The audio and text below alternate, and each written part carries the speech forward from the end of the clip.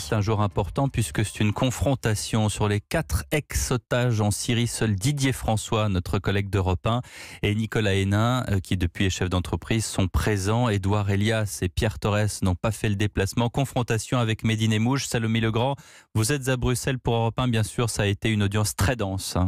Oui, très dense et pourtant ponctuée par les sourires narquois de Mehdi Nemmouche dans le box qui fixe et toise parfois même ses anciens otages. Sourire notamment quand les journalistes rappellent que déjà pendant leur détention, le djihadiste leur disait « Vous serez témoins à mon procès ». Côte à côte aujourd'hui, Didier François et Nicolas Hénin sont formels, aucun doute.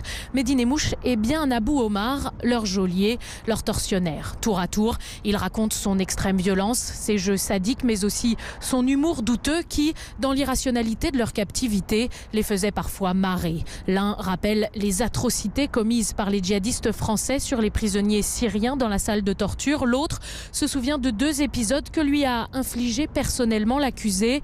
La première, une simulation de décapitation. La seconde, des coups portés directement au visage avec un gant renforcé dont Nemmouche lui souffle « Je l'ai acheté pour toi, je l'ai acheté pour te frapper ». Mais les 2 journalistes se rappellent surtout l'antisémitisme clairement assumé de Mehdi Nemmouche. Vouant un culte à Mohamed Merah, il leur répétait son rêve, je cite, d'attraper une petite juive de 4 ans par les couettes et de la fumer à la Kalachnikov. À cette évocation, l'accusé retrouve son impassibilité dans le box.